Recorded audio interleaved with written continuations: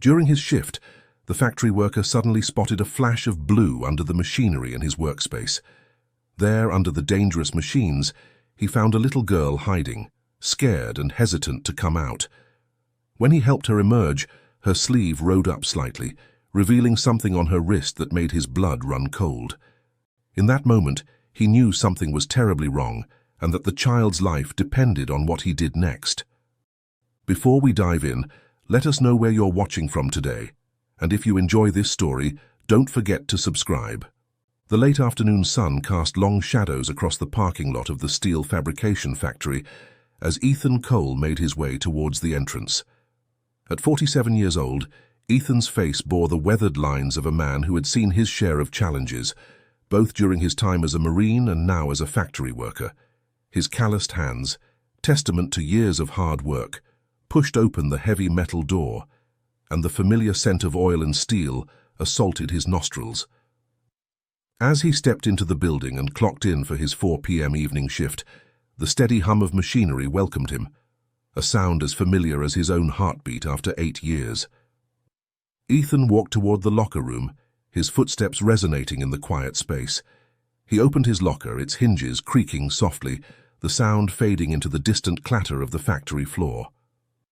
As he changed into his orange uniform, Ethan's mind wandered to the conversation he needed to have with his boss. He had been meaning to discuss his upcoming holiday for days now, but one thing or another always seemed to get in the way. The fabric of the uniform felt worn but clean against his skin, a comfort born of familiarity. Ethan carefully placed his safety hat on his head, adjusting the face shield attached to it. As he closed his locker, he caught a glimpse of himself in the small mirror hanging inside. The face that stared back at him was that of a man who had seen his fair share of life's ups and downs. His brown eyes, once bright with youthful enthusiasm, now held a depth of experience and a hint of weariness. As he walked out of the staff locker room, Ethan's mind was made up. He would speak to his boss before starting his shift. It was important to him to get this sorted out before office hours ended, and his boss left for the day. The corridors of the factory were a maze of pipes, machinery, and the occasional group of workers huddled together in conversation. Ethan navigated through them with the ease of someone who had walked these paths countless times before. The occasional nod or brief greeting was exchanged with co-workers as he passed, a silent acknowledgement of shared experiences and long hours spent together in this industrial landscape. As he approached the boss's office, Ethan could hear muffled voices from within. He paused for a moment, his hand hovering near the door, unsure whether to knock or wait. Through the small window on the door, he could see his boss, Mr. Garrett, a man in his mid-50s with a receding hairline and perpetual frown, seated behind his desk. He was engaged in what appeared to be a serious conversation with 2 men Ethan had never seen before. These men stood out starkly against the usual denizens of the factory. They wore crisp black suits that seemed at odds with the industrial setting, their stern expressions and rigid postures speaking of a world far removed from the grime and noise of the factory floor. Ethan's curiosity was piqued, but he hesitated to interrupt what was clearly an important meeting. Minutes ticked by as Ethan waited, the conversation inside showing no signs of concluding. He found himself shifting from one foot to the other, torn between his desire to speak with his boss and his reluctance to intrude. Just as he was about to give up and leave, he noticed Mr. Garrett glancing towards the door. Their eyes met briefly. The door opened, and Ethan found himself face to face with Mr. Garrett. "Is there something wrong, Ethan?" he asked, his voice tinged with irritation. The lines on his forehead deepened as he frowned, clearly displeased by the interruption. Ethan cleared his throat, suddenly feeling like he was intruding. "I'm sorry, sir. I just needed to talk to you about something, but it can wait. I didn't mean to interrupt." Mr. Garrett's frown deepened, the fluorescent lights of the hallway casting harsh shadows across his face. "Come see me later when I'm free. Now, if you'll excuse me." With that, he closed the door, leaving Ethan standing alone in the corridor. Feeling a mix of disappointment and embarrassment, Ethan turned and made his way towards his workstation. The factory floor stretched out before him, a vast space filled with the rhythmic sounds of machinery and the occasional spark from welding equipment. His station was located at the far end, near the heavy-duty cutting and welding section, an area where fewer workers ventured due to the high-risk environment. As he walked, Ethan's mind drifted to the work that lay ahead. He was responsible for operating the stamping hydraulic press machines, shaping and molding raw steel into specific components. It was demanding work, requiring both physical strength and technical skill, but Ethan found a certain satisfaction in it. The precision required reminded him of his days in the Marines, where attention to detail could mean the difference between life and death. The factory itself was a testament to industrial might, a steel processing and fabrication plant that produced industrial metal parts for construction and manufacturing. Ethan was proud to be one of the skilled machine operators and technicians who kept the place running smoothly. As Ethan approached his workstation, Ethan's eyes swept over the area, taking in the familiar sight of the hydraulic press machine he would be operating for the next several hours. He slid down the face shield attached to his helmet, the clear plastic offering an additional layer of protection against the sparks and metal shavings that were an ever-present hazard in this part of the factory. The machine was already in operation, its rhythmic movements a constant in the cacophony of the factory floor. As he worked, Ethan found himself falling into the familiar rhythm of the work. His hands moved almost of their own accord, guiding the steel sheets into position, activating the press, and removing the finished pieces. The repetitive nature of the task allowed his mind to wander, considering possible solutions for the CNC machine's issues. It was during one of these quieter moments, as Ethan was finishing up a batch of components, that something caught his eye. A flicker of movement near the broken laser cutting machine, barely noticeable amidst the constant activity of the factory floor. He blinked, wondering if fatigue was playing tricks on his eyes. He hadn't had his usual cup of coffee before the shift, and for a moment he questioned whether he was seeing things, but then he saw it again, a shadow of movement underneath the machine. It was quick, almost imperceptible, but Ethan was sure he hadn't imagined it this time. His curiosity piqued, but he knew he couldn't just abandon his post at the hydraulic press. The machine required constant supervision to ensure the metal was being shaped correctly and safely. Ethan's eyes scanned the room, looking for someone who could watch his station for a few minutes. He spotted Corey, a fellow machine operator, walking nearby. Corey was a younger man in his early 30s with a shock of red hair visible beneath his safety helmet. He had been with the company for about 3 years now and had proven himself to be reliable and skilled. "Hey, Corey," Ethan called out, waving to get his attention. The noise of the factory floor nearly drowned out his voice, but Corey noticed the gesture and changed direction, heading towards Ethan's station. "What's up, Ethan?" Corey asked as he drew near, having to raise his voice to be heard over the constant industrial din. "Could you watch this press for me for a few minutes?" Ethan asked, gesturing towards the hydraulic press. "I need to check something out with that CNC machine. Andrew mentioned it's been acting up again." Corey nodded, understanding the importance of keeping all the machines in working order. "No problem, I've got you covered. How long do you need?" "Shouldn't be more than 10 minutes or so," Ethan replied, already stepping away from the controls. "I just want to take a quick look and see if I can spot what's causing the trouble. Thanks, buddy. I owe you one." With Corey taking over, Ethan made his way across the room towards the machine. As he approached, his senses were on high alert, eyes scanning for any sign of the movement he had seen earlier. The constant whir and clank of machinery around him made it difficult to hear anything unusual. But Ethan's instincts, honed by years in the Marines, told him he didn't imagine things. Ethan circled the machine slowly, his experienced eyes looking for any obvious signs of malfunction or wear. He made sure that all electrical part had been unplugged. Then, as he completed his circuit, Ethan crouched down to examine the underside of the machine. The collection area beneath the laser cutting machine was a tight, dark space where scrap metal and steel dust accumulated. It was rarely checked by workers because it was out of direct sight and difficult to access. Ethan's heart nearly stopped as his eyes adjusted to the darkness beneath the machine. There, huddled in the corner, trying to make herself as small as possible, was a little girl. Ethan blinked hard, certain he must be seeing things. The dim light beneath the machine cast strange shadows, and for a moment he wondered if his mind was playing tricks on him. But as his eyes adjusted further to the darkness, he saw clearly the little girl was curled up tightly, her small form trembling slightly in the confined space. She couldn't have been more than 7 or 8 years old, her dark hair tied back in a messy ponytail. She wore a long-sleeved blue sweater, and her jeans were smudged with dirt and metal dust. Ethan's mind raced with questions. How did a child end up here, in one of the most dangerous areas of the factory? Where were her parents? The shock of finding her in such an unlikely place momentarily paralyzed him. "Hey there," Ethan said, trying to keep the surprise out of his voice. He was acutely aware of how intimidating he must look to the child, a large man in a factory uniform, face partially obscured by a safety shield. "What are you doing down there? It's not safe." The girl's eyes widened with fear, and she pressed herself further into the corner, away from Ethan's reach. Her reaction made Ethan's heart ache. He had nieces and nephews of his own, and the thought of any of them being this frightened tore at him. Realizing that his current approach might be scaring her more, Ethan slowly stood up and took a step back. He lifted the face shield, revealing his face fully.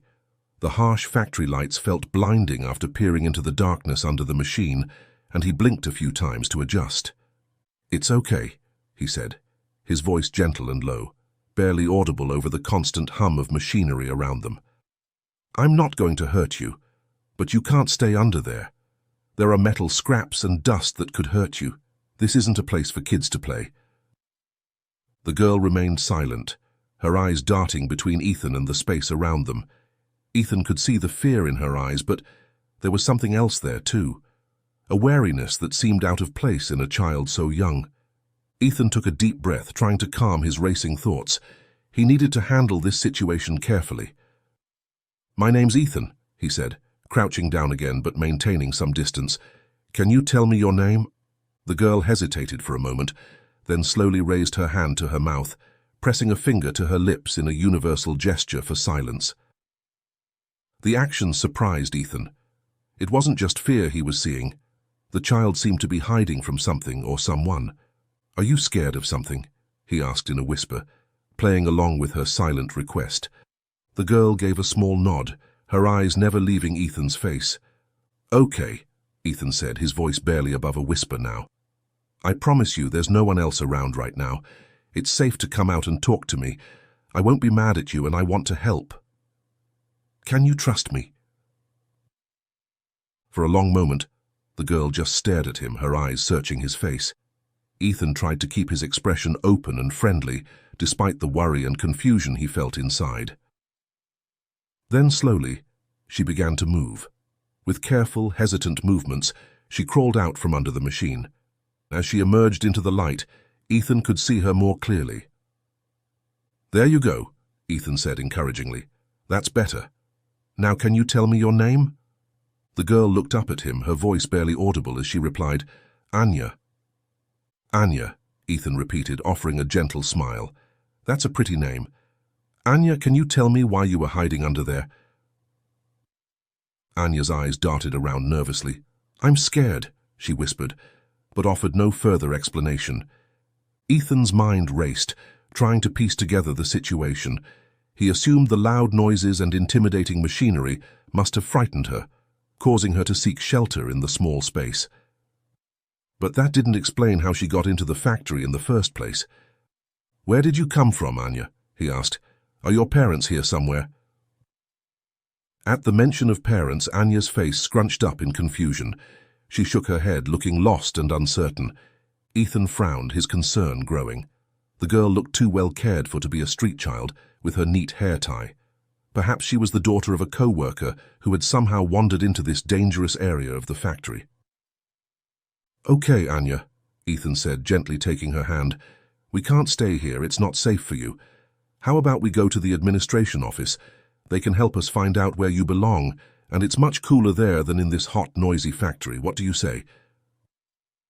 But as he began to lead her away, Anya suddenly pulled back, her eyes wide with fear. "No," she exclaimed. "I don't want to go back to the men." Ethan froze, a chill running down his spine at her words. "What men, Anya?" he asked. But before she could answer, she yanked her arm free from his grasp and bolted. Ethan watched in horror as Anya darted between the massive machines, her small size allowing her to slip through gaps that were far too narrow for him to follow. The factory floor, usually a place of familiar routine for Ethan, had suddenly become a maze of potential dangers for the little girl. "Anya!" Ethan called out, his voice barely audible over the constant hum and clank of machinery. He tried to keep sight of her blue sweater as she weaved through the equipment, but within moments she had disappeared from view. Ethan's heart raced as he considered his options. The factory was no place for a child to be wandering alone. Every piece of equipment, every moving part posed a potential threat. He knew he needed to act quickly, but he also knew that charging blindly after her could potentially drive her further into hiding.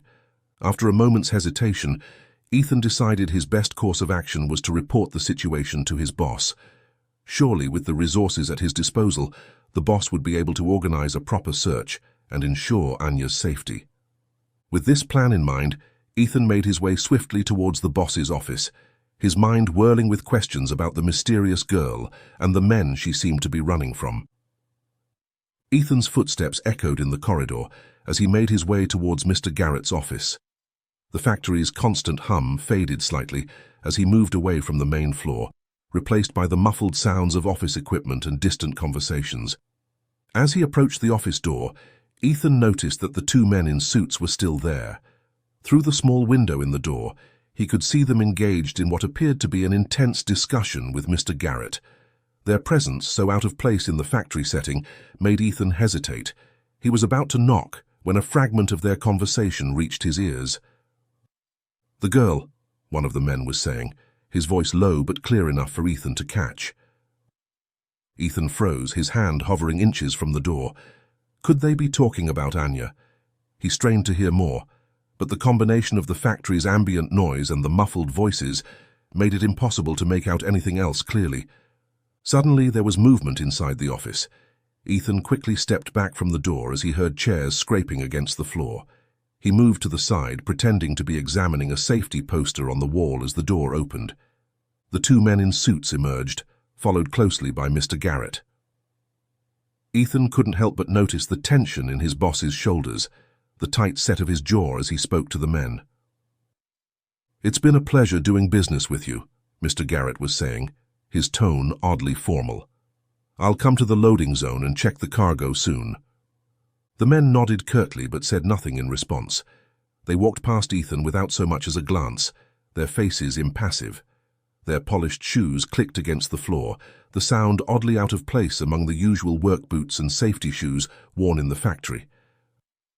As they disappeared down the corridor, Mr. Garrett noticed Ethan standing there. His eyes narrowed slightly, a flicker of something, annoyance, worry, crossing his face. "Ethan," he said, his voice sharp, "come in now." Ethan followed him into the office, noting the unusual tension in the air. The room smelled of coffee and paper, a stark contrast to the oil and metal scents of the factory floor. Mr. Garrett's desk was cluttered with papers and files, a half-empty coffee mug sitting precariously close to the edge. As soon as the door closed behind them, Mr. Garrett turned to face Ethan, his expression a mix of annoyance and something else Ethan couldn't quite place. Suspicion, perhaps. "Have you been standing out there this whole time?" Mr. Garrett demanded, his voice low but intense. Ethan shook his head, maintaining eye contact with his boss. "No, sir. I clocked in and started my shift as usual. I just came to—" Mr. Garrett cut him off with a wave of his hand. "Never mind that. What do you want? Make it quick. I have an important meeting to catch up on, and I need to inspect some cargo before I clocked out." Ethan hesitated as he glanced at the clock. It was past 5 p.m., nearing the end of office hours. The boss's foul mood was evident, and he was suddenly reluctant to bring up the matter of the girl. Would Mr. Garrett even believe him? And what about those men? Something about the whole situation felt off. Making a split-second decision, Ethan decided to stick to his original reason for coming to the office. "I wanted to confirm my holiday time off, sir," he said, keeping his voice steady. I've requested a week to visit my younger sister and her kids in Colorado. It's important to me because I rarely get time off, and my sister has been struggling lately. I want to be there for her." Mr. Garrett's scowl deepened, the lines on his forehead becoming more pronounced under the harsh office lighting. "You interrupted my busy schedule for this?" he snapped. Then, seeming to remember Ethan's long service and skill as a technician, he visibly made an effort to calm himself. He took a deep breath, pinching the bridge of his nose. "Fine. Your time off is approved. Now, if there's nothing else, I need you to return to your station. And Ethan?" His eyes locked onto Ethan's, his gaze intense. "Don't disturb me again today. If you need anything else, talk to my assistant or the admin staff." Ethan nodded, murmuring a quick thank you before excusing himself from the office. As he stepped back into the corridor, his mind was racing. The girl, Anya, was still out there somewhere in the factory. The boss's strange behavior and those mysterious men in suits only added to his unease. He knew he couldn't just go back to work as if nothing had happened. Somehow, he had to find Anya and make sure she was safe. But how to do that without raising suspicion? And more importantly, who could he trust to help him? The corridor stretched out before him, the distant sounds of machineries a constant reminder of the dangerous environment surrounding them all. Ethan considered his options as he walked back towards the factory floor. The admin staff, he knew from experience, were often overwhelmed with work and not particularly sympathetic to queries at the end of their office hours. They would likely give him the same dismissive treatment his boss had. That left the security team as his best bet for help.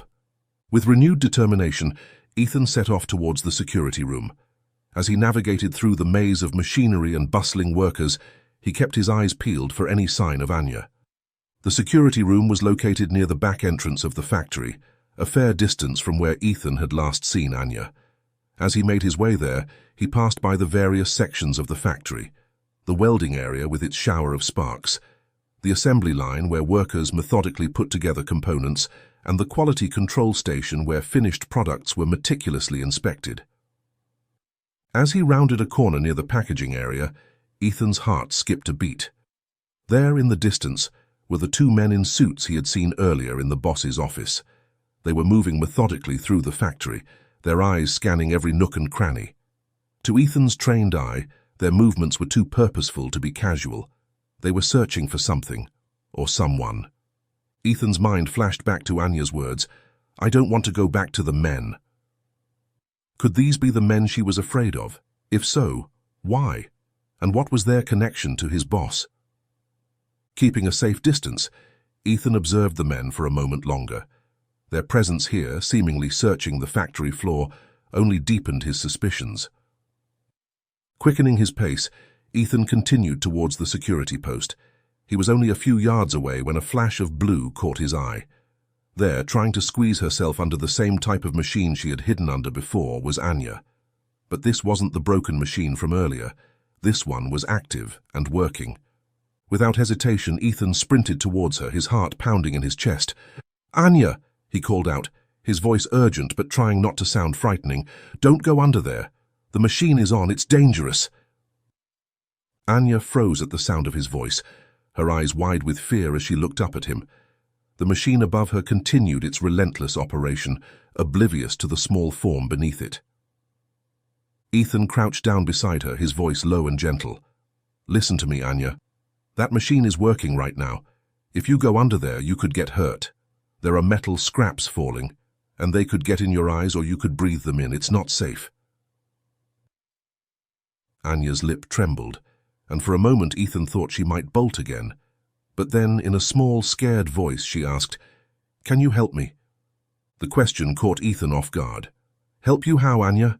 he asked softly, his mind racing with possibilities. Anya didn't answer. Instead, her eyes darted to something behind Ethan. Following her gaze, he saw the two men in suits on the far side of the room, still engrossed in their search. In that moment, Ethan understood. Anya wasn't just hiding from the noise and chaos of the factory, she was hiding from those men. And for some reason, she had decided to trust him. "Okay, Anya," Ethan said, his voice barely above a whisper. "I'm going to help you. We need to find somewhere safe, away from those men. Can you trust me?" Anya nodded, her eyes never leaving Ethan's face. Gently, Ethan took her hand and helped her out from under the machine. As he did so, the sleeve of her oversized sweater rode up slightly, revealing something that made Ethan's blood run cold. There on Anya's left arm was a barcode tattoo. Ethan's mind raced. He'd seen enough in his time as a Marine to know that this was no ordinary tattoo, especially not on a child. He rubbed it gently with his thumb, confirming that it wasn't some kind of washable sticker. This was real, permanent ink on the skin of a young girl. A sickening realization began to dawn on Ethan. The mysterious men, his boss's strange behavior, Anya's fear, and now this tattoo. It all pointed to something far more sinister than he had initially imagined. As Anya opened her mouth to speak, her eyes suddenly widened in terror. Before Ethan could react, he heard footsteps approaching rapidly from behind. "There she is," a gruff voice called out, cutting through the constant hum of machinery. Ethan spun around, instinctively positioning himself between Anya and the approaching men. The two suited figures were bearing down on them, their faces set in grim determination. The polished shoes that had seemed so out of place earlier now clicked ominously against the concrete floor, each step bringing them closer. In a flash, one of the men reached out and grabbed Anya's arm, his large hand engulfing her small wrist. Anya let out a frightened whimper as the man yanked her away from Ethan. "Hey," Ethan protested, his protective instincts kicking in. "What do you think you're doing?" His voice was nearly lost in the cacophony of the factory, but the intensity of his words was clear. The man holding Anya ignored him, already turning to leave. The other man, the one wearing glasses, stepped between Ethan and Anya, his stance confrontational. The overhead lights glinted off his glasses, momentarily obscuring his eyes. "Who are you?" Ethan demanded, his voice rising. He could feel his heart pounding in his chest, adrenaline coursing through his veins. "Are you family? Who does she belong to?" The man with glasses turned to face Ethan, his expression cold and unyielding. "We're her uncles," he said smoothly, though his eyes never softened. "We need to go now. This is a family matter. You should mind your own business." Ethan's mind raced. He remembered seeing these men in his boss's office earlier. The pieces weren't fitting together, and every instinct he had was screaming that something was terribly wrong. "Wait a minute," he said, his voice firm. "I saw you in my boss's office earlier. I need to confirm this with him before you take her anywhere." He took a step forward, but the man with glasses didn't budge. Just then, Ethan caught sight of Mr. Garrett walking towards the exit to the loading zone area. The boss's eyes widened slightly as he took in the scene before him. Ethan squaring off against the two suited men, with Anya looking small and terrified between them. Mr. Garrett quickened his pace, reaching the group with a concerned expression on his face. "What's going on here?" he asked, his eyes darting between Ethan, the two men, and Anya. Before Ethan could speak, the man with glasses addressed the boss. "Just a family matter, sir. We're taking our niece home now." His voice was smooth, practiced, but Ethan could detect a hint of tension underneath. Mr. Garrett nodded, then turned to Ethan. His face was a mask of calm, but Ethan noticed a slight twitch in his left eye, a tell he'd observed over the years when his boss was under stress. "It's all right, Ethan. I know these gentlemen. The girl belongs with them. They came together, and before our meeting they left her in the administration office. She must have wandered off while the staff was busy. You know how it is with kids." Ethan felt a surge of frustration. Something about this explanation felt off, but he couldn't quite put his finger on what. He looked at Anya, who was staring back at him with pleading eyes. Her small form seemed to shrink even further as she stood between the two large men. "Ethan," Mr. Garrett continued, his tone growing stern as he pointed to the hydraulic press machine, "you've been away from your station for far too long. You can't just leave Corey to handle everything by himself. And don't forget about that broken machine you need to check. Get back to work now." Reluctantly, Ethan nodded, feeling a knot tighten in his stomach. He watched helplessly as the two men led Anya away, heading toward the loading zone where the boss had also gone. As they walked, she kept glancing back at him, her eyes wide with fear and silent pleas for help. The blue sweater clung to her frame, emphasizing her frailty and making her appear even more vulnerable. Ethan watched as they walked through the large, coiling roll-down gate that separated the factory floor from the outside area. Their postures tense and their steps hurried. Ethan stood there for a moment, torn between following orders and following his instincts. The constant hum of machinery around him seemed to fade into the background as he wrestled with his decision. Something about this whole situation felt terribly wrong. The barcode tattoo on Anya's arm, her fear of these men, the boss's strange behavior. It all added up to a picture that Ethan couldn't ignore. Making a split-second decision, Ethan turned and jogged back to his workstation. He found Corey still there, looking tired but focused on the task at hand. The younger man's brow was furrowed in concentration as he operated the hydraulic press. "Corey," Ethan said, placing a hand on his co-worker's shoulder. Corey looked up, startled by the urgency in Ethan's voice. "I'm sorry, buddy, but I need to check on something. Can you hold down the fort here for just a bit longer? I promise I'll be back as soon as I can." Corey looked confused but nodded. "Sure, Ethan." "Everything okay?" "I hope so," Ethan muttered as he turned away. "I really hope so." With that, Ethan made his way towards the coiling roll-down gate, determined to find out what was really going on. He knew he was potentially risking his job, but the safety of a child was more important than any job. As he slipped through the gate, he steeled himself for whatever he might discover on the other side. The cool night air hit him as he stepped outside, a stark contrast to the stuffy heat of the factory floor.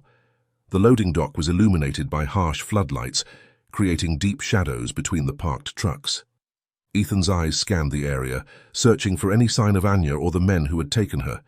Years of military training kicked in, and he found himself moving with a stealth that belied his large frame. He maintained a safe distance behind his boss, using the various trucks and equipment as cover. He watched as his boss approached one of the men in the black suit. They exchanged a few words that Ethan couldn't make out from his position. Then, to his surprise, the boss walked over to a large container truck parked at the dock and began inspecting its contents. The truck's rear doors were open, revealing a dark interior that Ethan couldn't quite make out from his vantage point.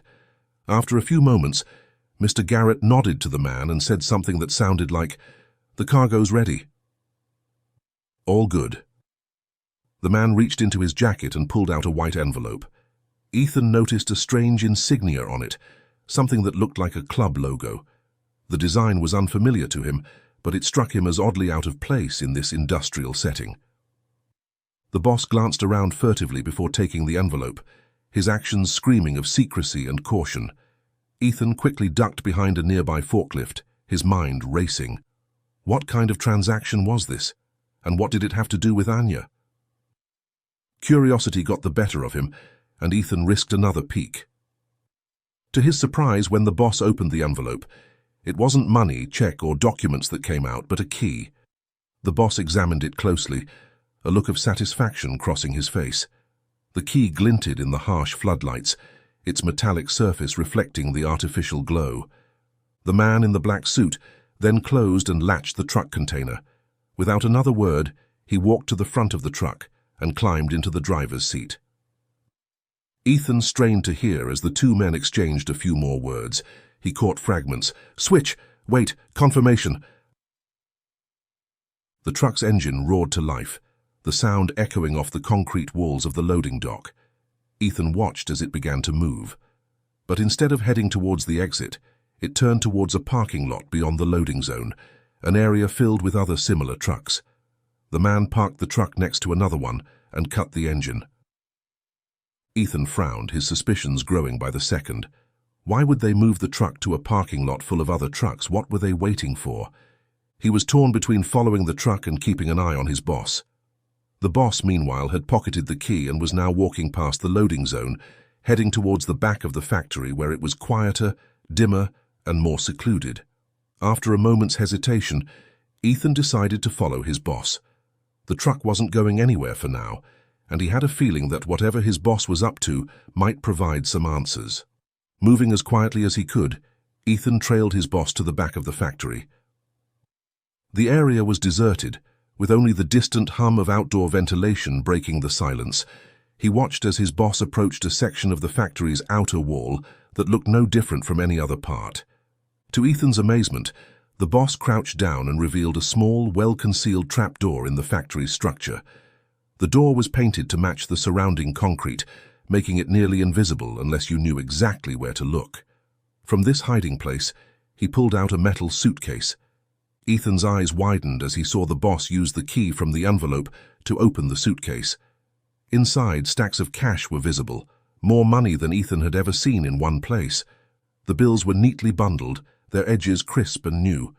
Unable to contain himself any longer, Ethan stepped out from his hiding place. "Mr. Garrett," he called out, his voice steady despite the turmoil in his mind. "What's going on here?" Mr. Garrett whirled around, his face pale with shock. The suitcase snapped shut, but not before Ethan had gotten a good look at its contents. For a moment, the only sound was the distant hum of the factory and the heavy breathing of both men.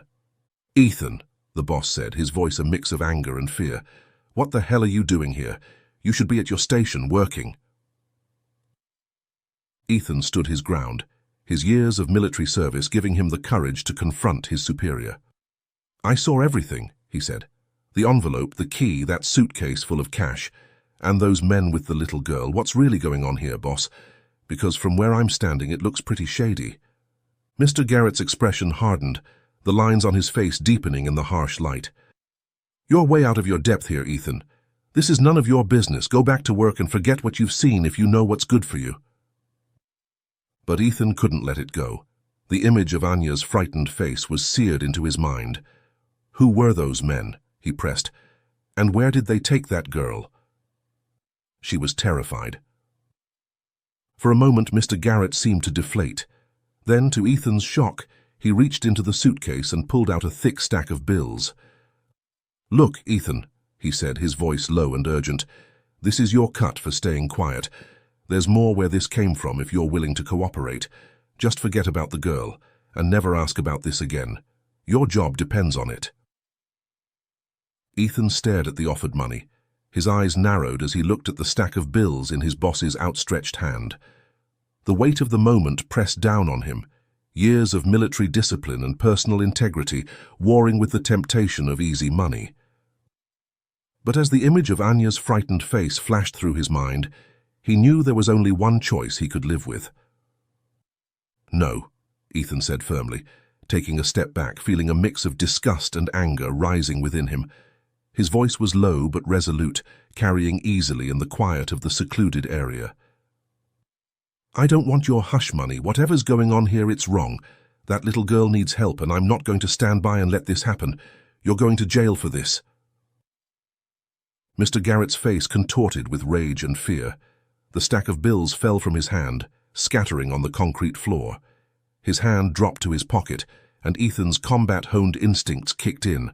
Recognizing the motion for what it was, the boss was going for his phone, likely to alert the men in suits. Without hesitation, Ethan turned and sprinted away from the scene. His feet pounded against the concrete as he raced back towards the parking lot, where he had last seen the truck. Years of military training and the adrenaline coursing through his veins propelled him forward with a speed that belied his age. As he ran, Ethan's mind raced even faster than his feet. The pieces of the puzzle were falling into place. The secretive meeting, the mysterious cargo, the terrified girl with a barcode tattoo, and now the suitcase full of cash. It all pointed to something far more sinister than he could have imagined when he clocked in for his shift earlier that evening. He sprinted through the loading zone toward the truck parking lot. As he neared the area, Ethan spotted the truck. It was still parked where he had last seen it, surrounded by similar vehicles. Ethan reached into his pocket and pulled out his cell phone. His fingers, slightly trembling from the adrenaline, dialed 911. He held the phone to his ear, his breath coming in short gasps as he continued to move stealthily, hiding behind the rows of large container trucks. 911, what's your emergency? The operator's calm voice came through the line. "This is Ethan Cole," he said, his voice low and urgent. "I'm at the Postfall Steelworks on Postfall Industrial Drive. There's a child trafficking situation happening right now. 2 men in suits have taken a young girl and probably more. I believe my boss is involved. Please send help immediately." "Sir, can you give me more details about the situation?" the operator asked. "I don't have much time," Ethan replied, his eyes scanning the area as he approached the exit. "The girl's name is Anya. She has a barcode tattoo on her arm. The men are driving a large container truck. They're in the parking lot beyond the back loading zone. Please hurry." "We're dispatching units to your location now, sir," the operator assured him. "Please stay on the line if you can." "I can't," Ethan said, his voice filled with determination. "I need to try and stop them before they leave. Just please get here as fast as you can." With that, Ethan ended the call and pocketed his phone. He had reached the parking lot. The truck was still there, surrounded by similar vehicles. His heart pounding, he approached cautiously, scanning for any sign of the men in suits or, more importantly, Anya. As we walked deeper into the parking lot, keeping himself hidden behind the rows of container trucks, he noticed the back of the men's container truck was open, as was the one beside it, and voices drifted from the second truck. Keeping low, he crept closer. The gravel beneath his feet crunched softly, each sound making him wince, afraid it might give him away. As he drew near, he could make out what was being said. A gruff voice, one he recognized as belonging to the man with glasses, was speaking. "Stay quiet and get inside," the voice commanded. "Or do you want another shot?" A small, frightened whimper followed, unmistakably Anya's voice. The sound made Ethan's blood boil, the implied threat against the child fueling his determination. Ethan knew he had to act, but he also knew he needed to be smart about it. He was unarmed and outnumbered, facing men who were clearly dangerous and potentially armed. But he couldn't just stand by and let them take Anya or hurt her. He needed to stall them, keep them here until the police arrived. Taking a deep breath, Ethan steeled himself for what he was about to do. He knew the risks. He could lose his job, get hurt, or worse. But the thought of Anya in the hands of these men spurred him on. With resolve in his heart and a silent prayer that help would arrive soon, Ethan stepped out from behind the truck he'd been using as cover. His voice rang out clear and strong in the night air. "Let her go," he demanded, his stance wide and ready for action. "Now." The 2 men turned, surprise evident on their faces. Anya, who was halfway into the truck, froze in place, her eyes wide with a mix of fear and hope as she saw Ethan. The tension in the air was palpable as Ethan faced off against the 2 men. The man with glasses took a step forward, his face a mask of cold anger. "You're making a big mistake," he growled. "Walk away now and we'll forget this ever happened." Ethan stood his ground, his eyes never leaving the men. "I can't do that," he said firmly. "Let the girl go. The police are on their way." At the mention of the police, the men exchanged a quick glance. The one holding Anya tightened his grip on her arm, causing her to whimper in pain. "You're bluffing," he snarled. "I'm not," Ethan replied, his voice steady. "They'll be here any minute. It's over."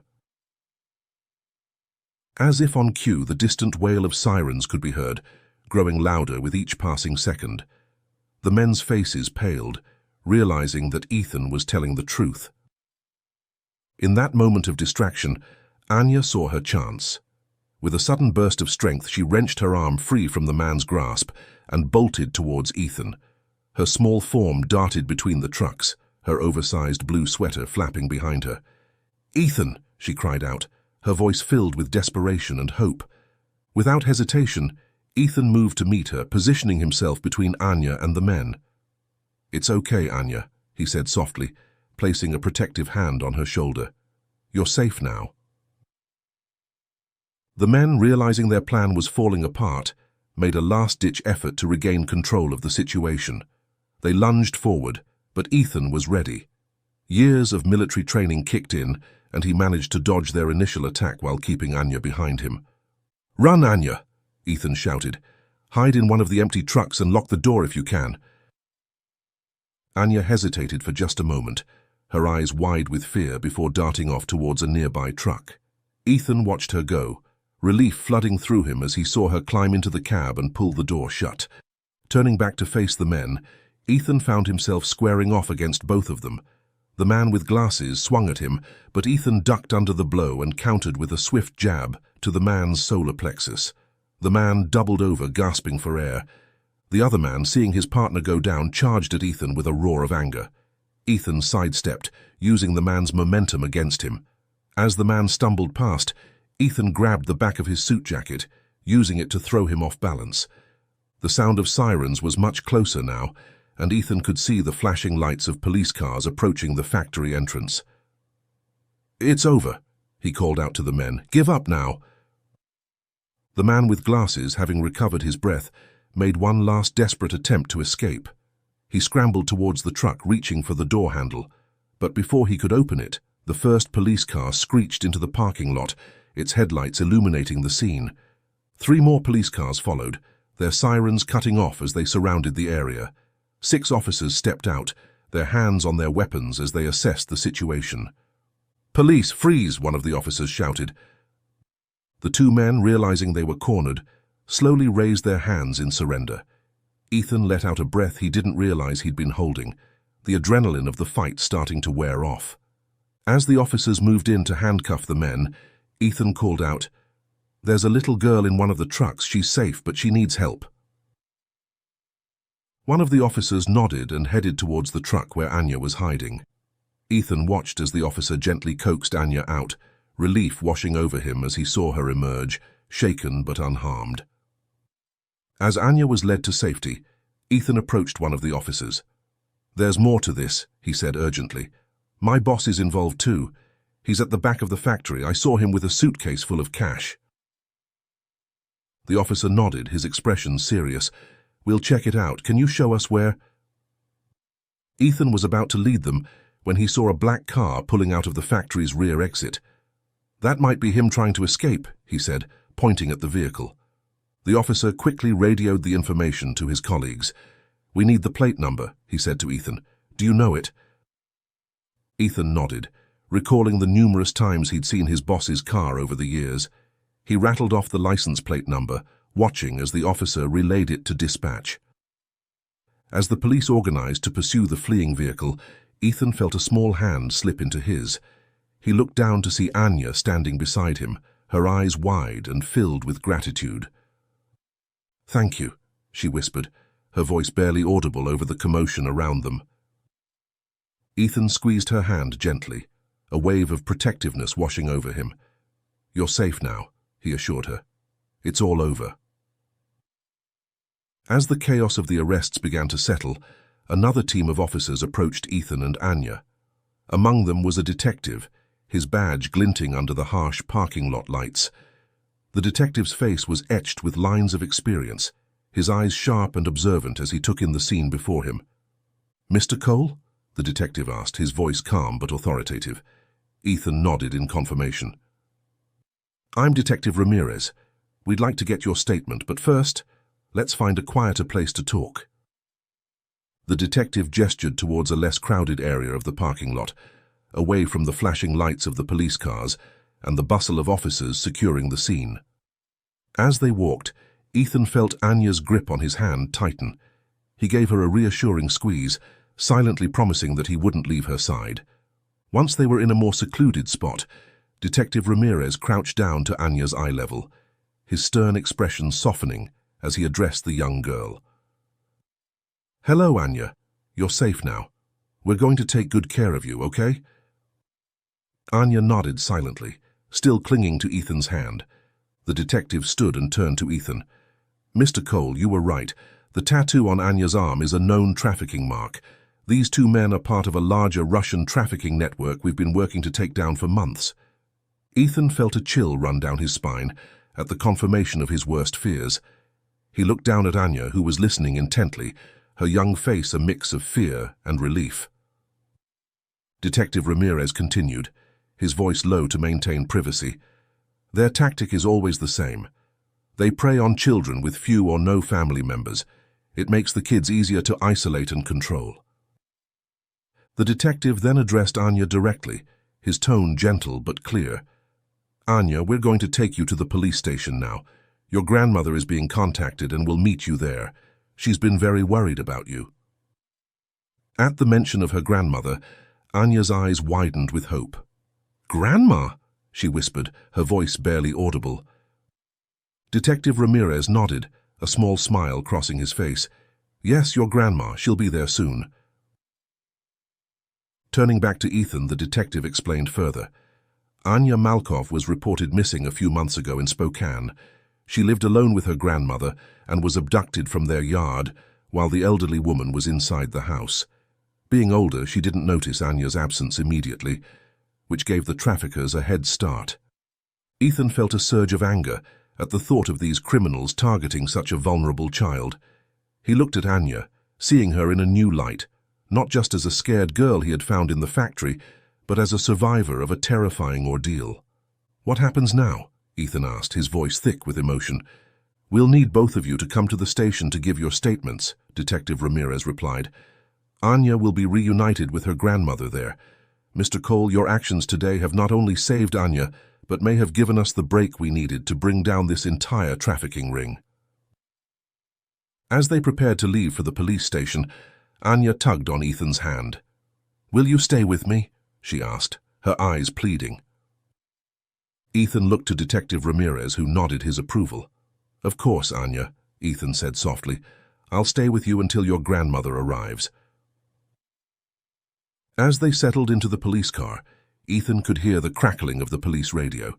The constant chatter of updates and reports filled the background, a reminder of the ongoing investigation unfolding around them. Suddenly, a clear message came through the radio, catching Ethan's attention. "Suspect apprehended 800 miles from the factory. Large suitcase containing substantial cash found in his possession. Possible money laundering in addition to trafficking charges. Bringing him in for questioning." Ethan's eyes widened at the news. He glanced at the detective in the front seat, who nodded grimly, confirming that the message referred to Ethan's boss.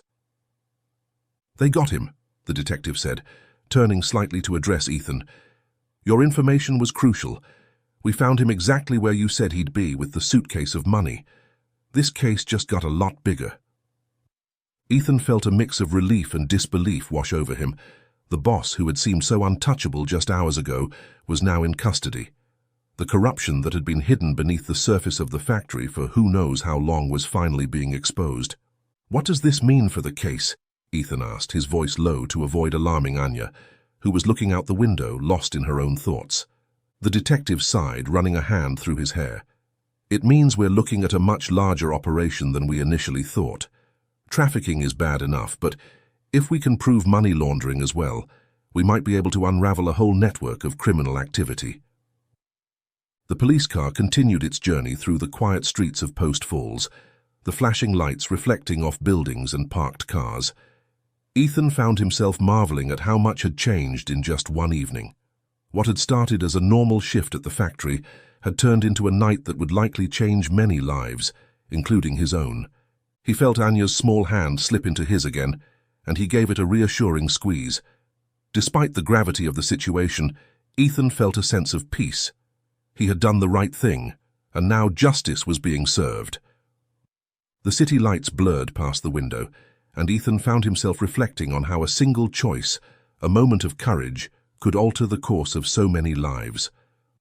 As they neared the police station, he silently vowed to see this through to the end, to ensure that Anya and others like her would be protected, and that those responsible would face justice.